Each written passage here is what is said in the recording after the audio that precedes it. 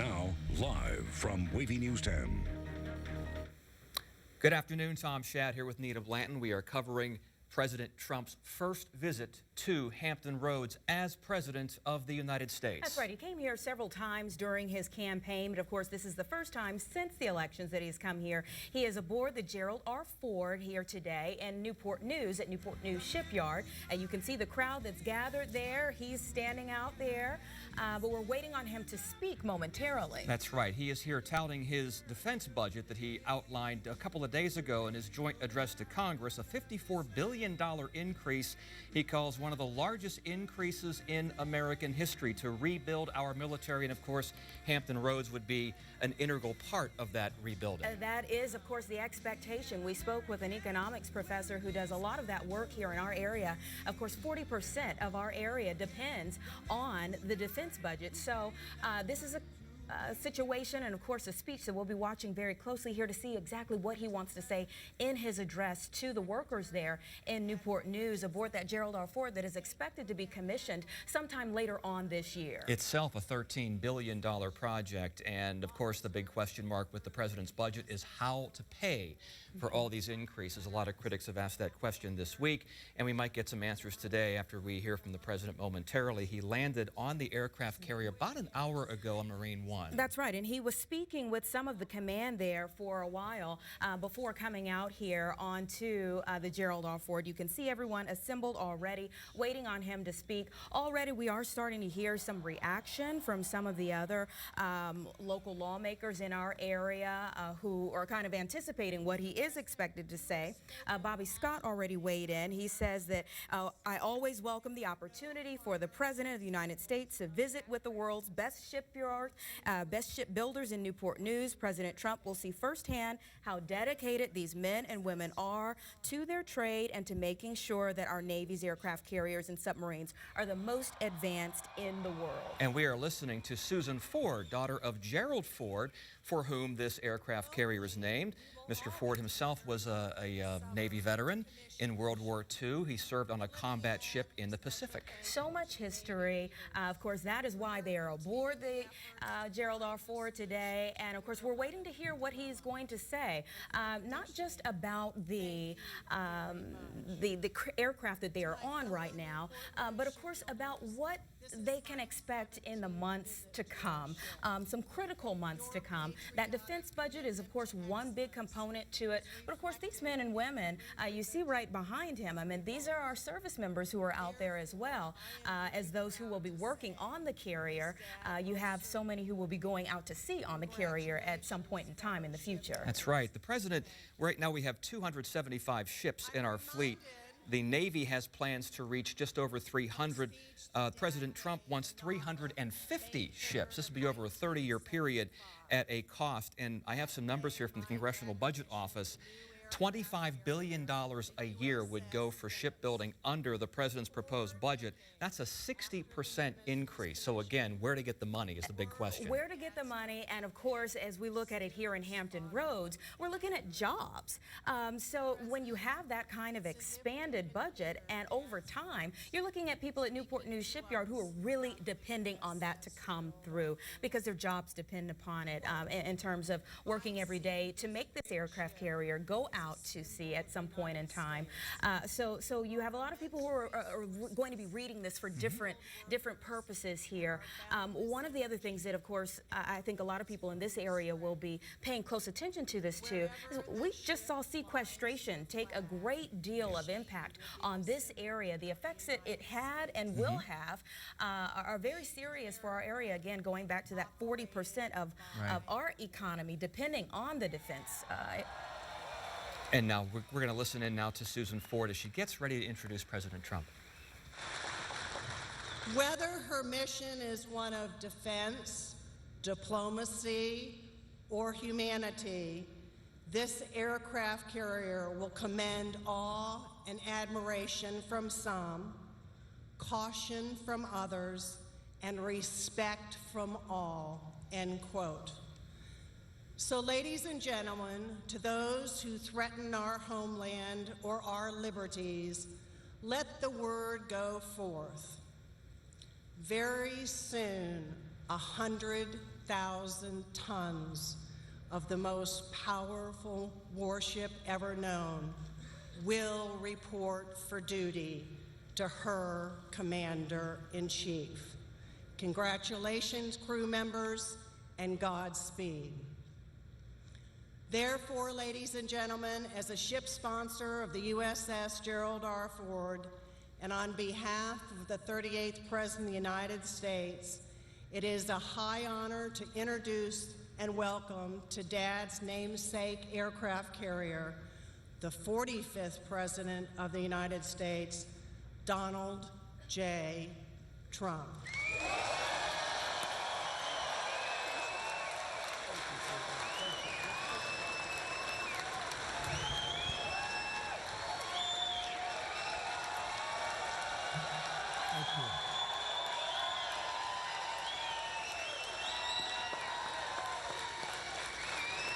Thank you. Thank you very much. What an honor. You know, they just gave me this beautiful jacket. They said, "Here, Mr. President, please take this home." I said, "Let me wear it."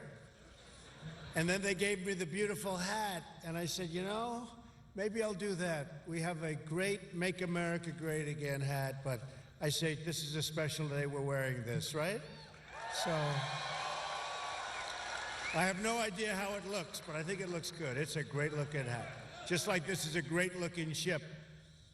Thank you. I'm privileged to stand here today with the incredible men and women of the United States Navy.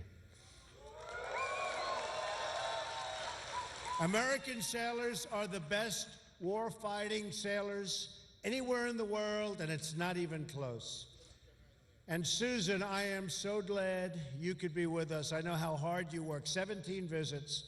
And she wanted things done right, I will tell you. They told me she wanted this one done right in honor of both of her parents, who were great, great people. And we wanted to introduce this beautiful vessel to the American people, and I wanted to be here. I wanted to be with you. So, Susan, and to your family, unbelievable job. Unbelievable. The soon-to-be commissioned Gerald R. Ford, USS, what a place. It really feels like a place. You stand on that deck and you feel like you're standing on a very big piece of land, but this is better than land. It'll not only be a great symbol of American strength, but a great legacy for your father and our former president, Gerald Ford. President Ford was a Navy man. By the way, he was also a great athlete, for those of you that didn't know. He saw action in the South Pacific during World War II. He served this country with honor in the military, in Congress, and in the White House. The proud dignity of this ship is a fitting tribute to Gerald Ford, the man and the president. Congratulations to all of the men and women who helped build it. This is American craftsmanship at its biggest, at its best, at its finest. American workers are the greatest anywhere in the world. This warship and all who serve on it should be a source of shared pride for our nation. We're joined today, better believe it, right? Better believe it. Better believe it. And by the way, we're going to soon have more coming.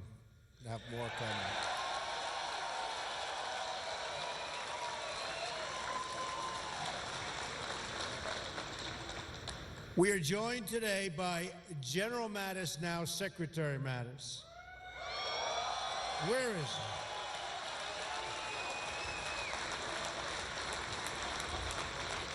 he? Who will be charged with overseeing this great rebuilding of our military might. We will give the men and women of America's armed services the resources you need to keep us safe. We will have the finest equipment in the world, planes, ships, and everything else. We are going to have, very soon, the finest equipment in the world.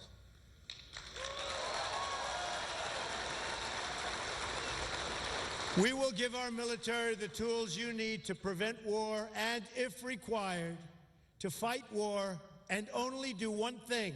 You know what that is? Win. Win. We're going to start winning again.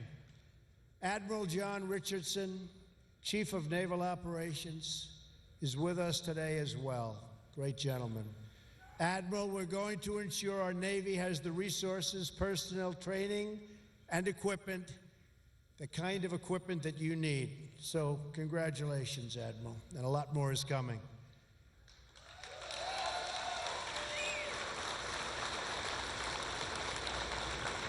Let me congratulate Captain Richard McCormick, Commanding Officer of the Gerald R. Ford. This ship will make an extraordinary addition to the fleet, like no other. Anywhere in the world, there's nothing like this. It represents the future of naval aviation. I have no greater privilege than to serve as your Commander-in-Chief and the Commander-in-Chief of the men and women of the United States military. Great people. Great, great people.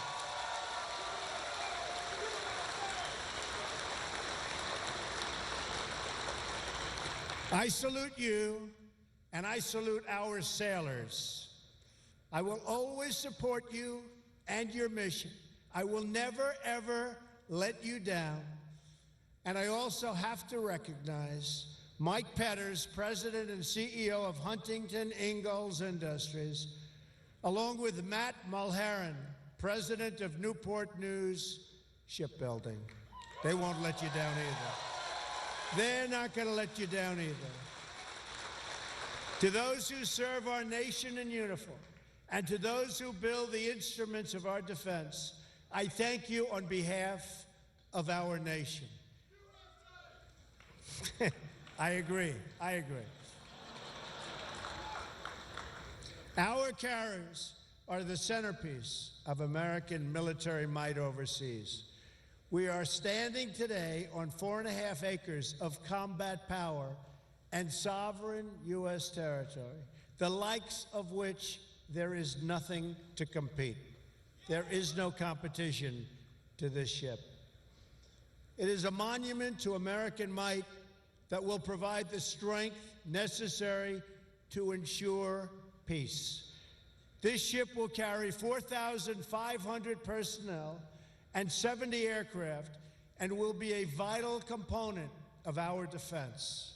This carrier and the new ships in the Ford class will expand the ability of our nation to carry out vital missions on the oceans to project American power in distant lands. Hopefully, it's power we don't have to use. But if we do, they're in big, big trouble.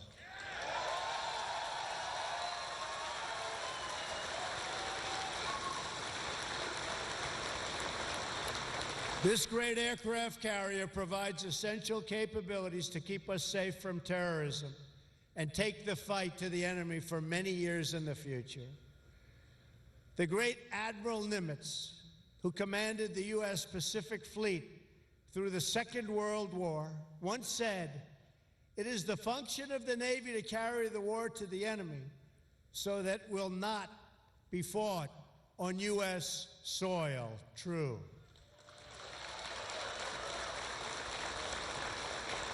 And it was under Admiral Nimitz's command 75 years ago this June that the Navy did just that. At the Battle of Midway, you've all known about the Battle of Midway, where the sailors of the U.S. Navy fought with a bravery that will be remembered throughout the ages. Storied bravery throughout the ages. The backbone of the American fleet at Midway was 3 beautiful aircraft carriers, the Yorktown, the Enterprise, and the Hornet. All 3 were built with American hands right here at the Newport News shipyard.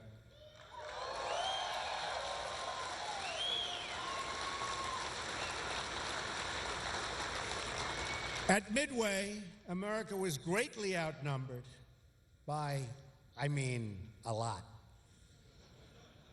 and its fleet badly damaged, but the heroic deeds changed the course of history. Many brave Americans died that day, and through their sacrifice, they turned the tide of the Pacific War. It was a tough tide. It was a big tide. It was a vicious tide, and they turned it. Countless other Americans in that war, some of them parents and grandparents to people in this room today, came home thanks to their very heroic deeds. The sailors at Midway are part of a long line of American heroes, an unbroken chain of patriots from each generation to the next, who rose to defend our flag and our freedom.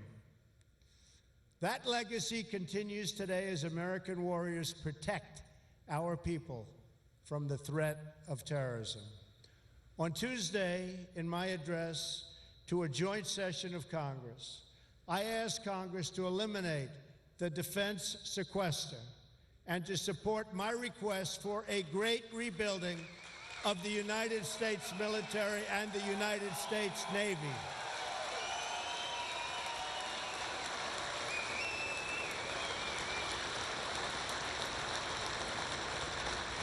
After years of endless budget cuts that have impaired our defenses, I am calling for one of the largest defense spending increases in history. And by eliminating the sequester and the uncertainty it creates, we will make it easier for the Navy to plan for the future and thus to control costs and get the best deals for the taxpayer, which of course is very important, right? Got to get a good deal. We don't make a good deal, we're not doing our job. The same boat for less money, the same ship for less money, the same airplanes for less money. That's what we're doing. That's what we're doing. It means we're going to get more of them, and we can use them. Our military requires sustained, stable funding to meet the growing needs placed in our defense. Right now, our aging frontline strike and strike fighters, the whole aircraft, many, many aircraft, are often more likely to be down for maintenance than they are to be up in the sky. Our Navy is now the smallest it's been since, believe it or not, World War I. Don't worry. Going to soon be the largest it's been. Don't worry. Think of that. Think of that. In these troubled times, our Navy is the smallest it's been since World War I. That's a long time ago. In fact, I just spoke with Navy and industry leaders and have discussed my plans to undertake a major expansion of our entire Navy fleet, including having the 12-carrier Navy we need.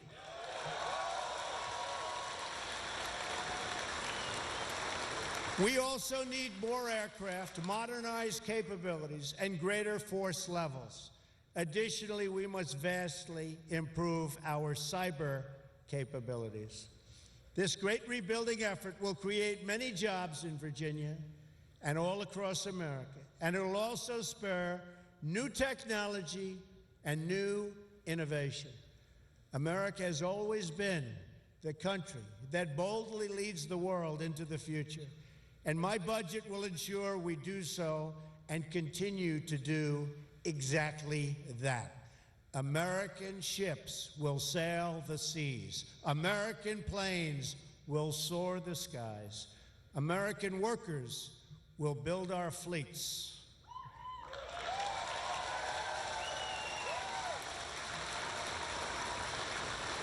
And America's military will ensure that even though the darkest nights and throughout, a bright and glowing sun will always shine on our nation and on our people. Our Navy is great. Our Navy is great. Our people are great. Great.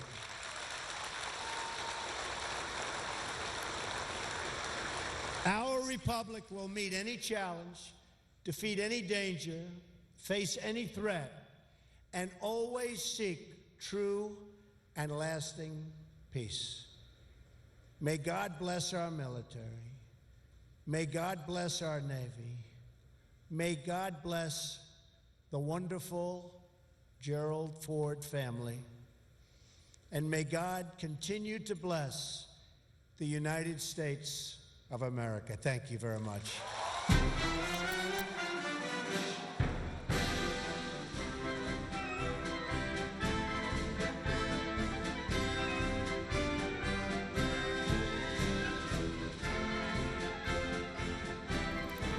Listening in to President Donald Trump speaking there at Newport News Shipyard. A speech that lasted only about 20 minutes or so to a very large crowd there, mainly speaking about sustained, stable funding during troubled times. He went on to talk about the legacy of the Ford family and, of course, what that means for the ship that they will be building and hopefully commissioning later on this year there in Newport News. And he also spoke about the Navy's tradition, the Battle of Midway, the three great carriers there, and how Newport News Shipbuilding had a hand in that.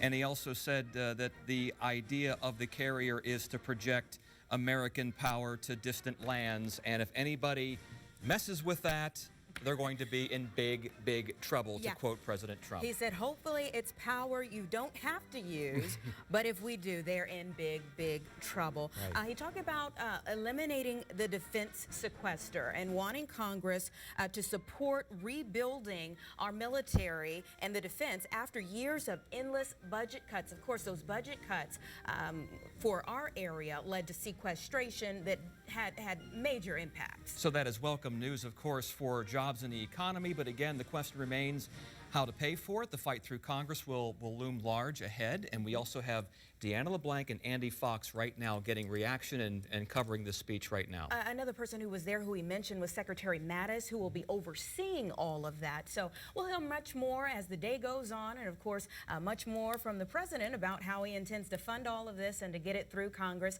Stick with us here on the air on WAVY.com, beginning with our 4 p.m. show. Of course, Deanna and Andy will be having live reports then, and of course online at WAVY.com as well. We'll have all of the latest information there for you as well. Stephanie and Laura pick it up at 4 o'clock. Anita and I will see you at 5.